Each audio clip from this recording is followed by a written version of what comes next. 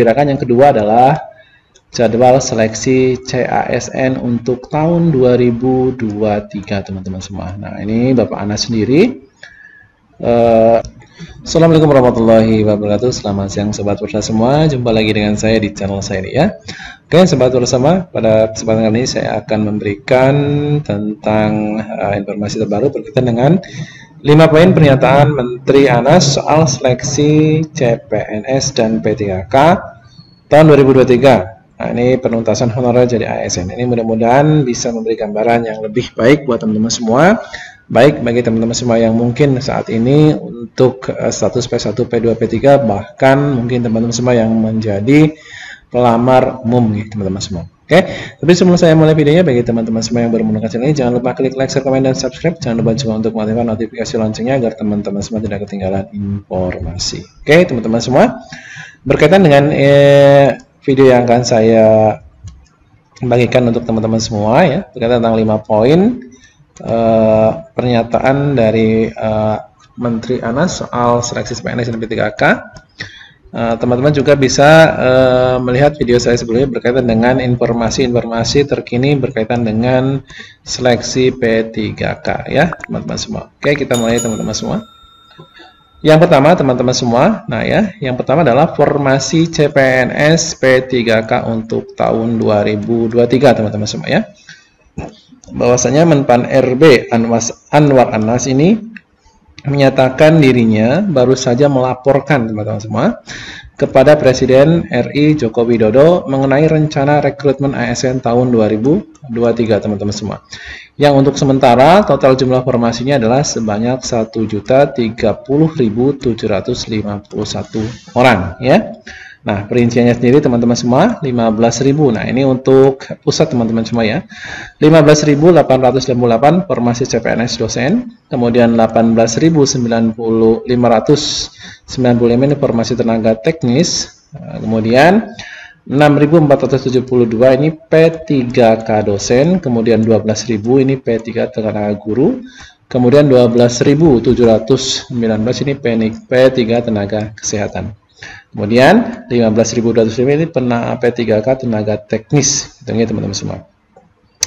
Kemudian untuk tenaga daerah teman-teman semua ini Pemda ya. Nah, kalau tadi ini yang pusat, ini terdapat 580.202 P3 guru, kemudian 327.542 P3K tenaga kesehatan, dan 35.000 P3 tenaga teknis lainnya, serta alokasi PNS lulusan kedinasan sebanyak 6.259 orang. Jadi totalnya ini sebanyak 1.030.751. Ini sama dengan ini ya. Nah, ini teman-teman semua yang memang kebutuhannya yang diajukan memang besar sekali teman-teman semua.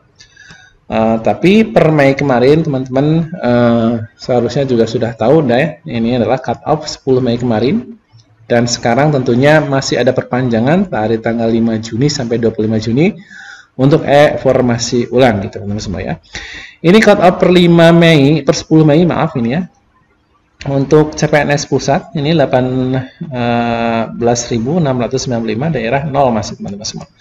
Kemudian untuk P3K guru ya, ini pusat 169, dan tadi untuk pusat guru itu sebenarnya maaf sebentar, untuk PD guru ini sebanyak 12.000 ya. Nah, tapi di sini ternyata baru 6.169. Kemudian untuk daerah, nah ini pengusulannya baru 278 ya, sedangkan tadi untuk daerah ini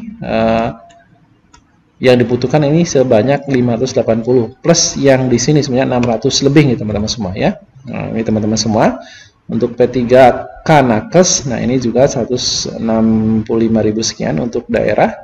Kemudian untuk pusatnya 22.000. Ini masih jauh dari yang diusulkan teman-teman semua. Jadi makanya informasi masih dibuka sampai tanggal 26 Juni ini. Maka teman-teman semua silahkan bagi teman-teman semua yang masuk kategori P1, 2 ataupun P3 silahkan mendekati Pemda. Jadi usahanya bareng-bareng dengan Kemendikbudristek dan kementerian yang lain, bahwasanya untuk mendekati Pemda itu bukan dari kementerian saja, jadi kita yang ada di daerah pun kita coba mendekati Pemda agar mengusulkan formasi sebanyak-banyaknya sesuai dengan kebutuhan.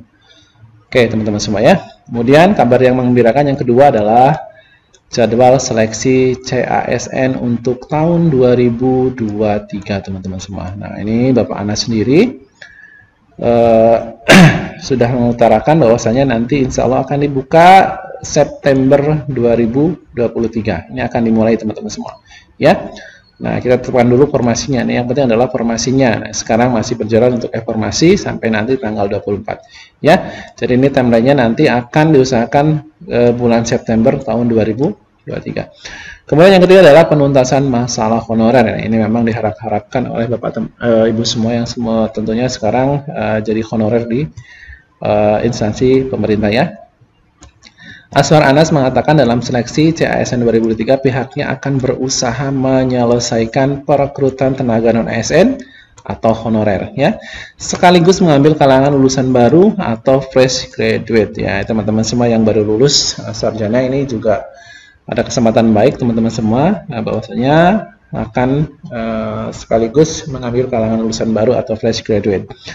Jadi ini akan ada komplain anak-anak yang baru lulus ini teman-teman. Masa honorer terus yang diurus katanya. Kami yang lulus, yang baru lulus mau juga mengabdi ke bangsa dan negara. Itu benar juga teman-teman. Nah, kita sampaikan formasi, siapkan formasi, kita laporkan ke Presiden untuk terus dikaji. Nah, katanya.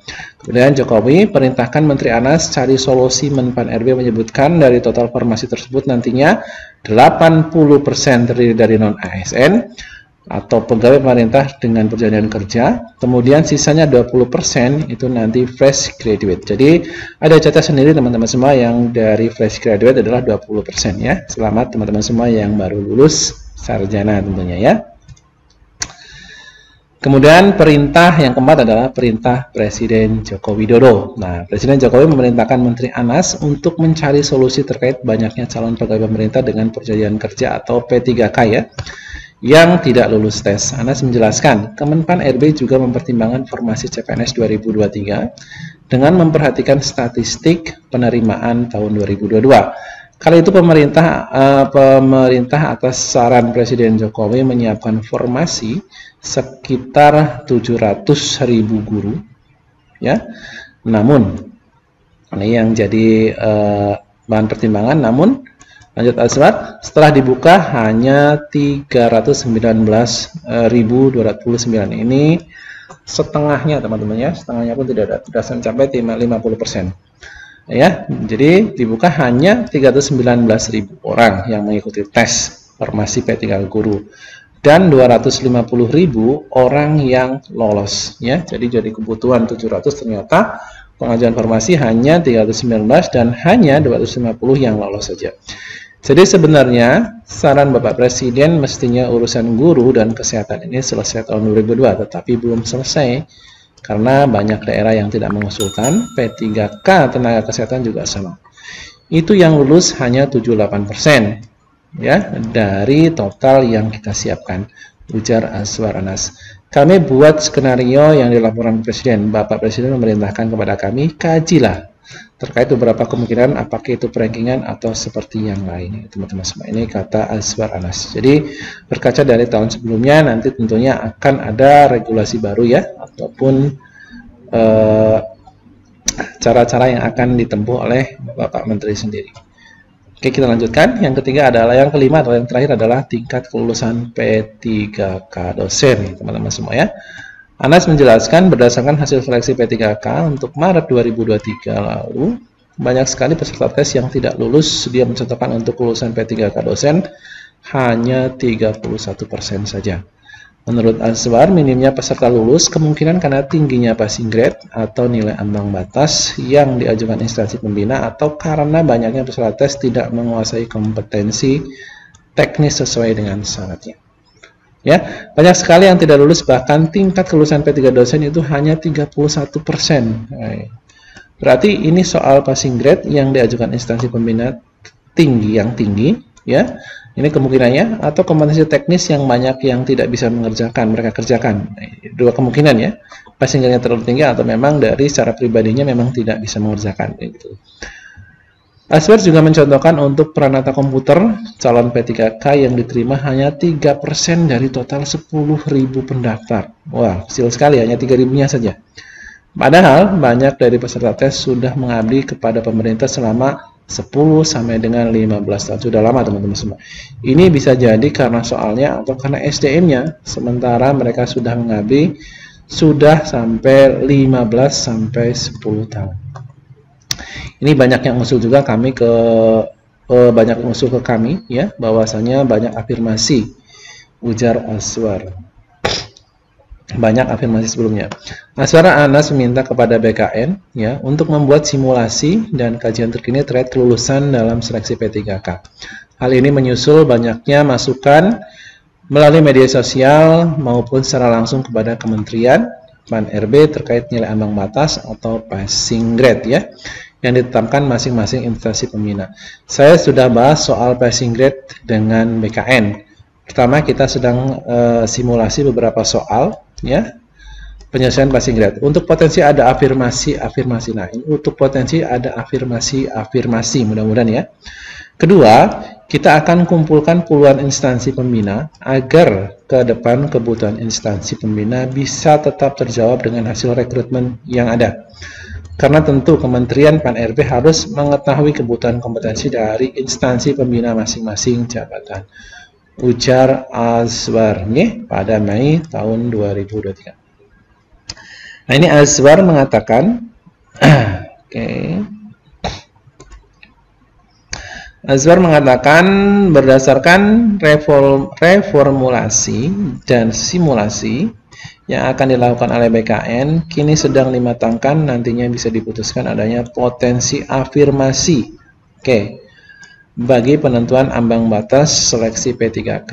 Ya, kemarin untuk afirmasi teknis memang agak susah ya teman-teman semua. Jadi nanti mudah-mudahan kedepannya untuk afirmasi ini bisa diberikan dan tidak merugikan oleh teman-teman semua yang mungkin sudah mengabdi selama puluhan tahun. Mudah-mudahan video ini bisa membantu mendapatkan pencerahan teman-teman semua ya. Bahwasanya di sini ada informasi yang cukup menggembirakan buat kita, bahwasanya perekrutan PNS juga sudah kelihatan nanti ya, nanti sekitar September 2023. Ini kita sementara ini memang masih sibuk dalam pemenuhan formasi dulu ya, seberapa banyak formasi yang memang dibutuhkan saat ini ya. Terima kasih teman-teman semua, mudah-mudahan video ini bisa membantu. Selamat siang, assalamualaikum warahmatullahi wabarakatuh.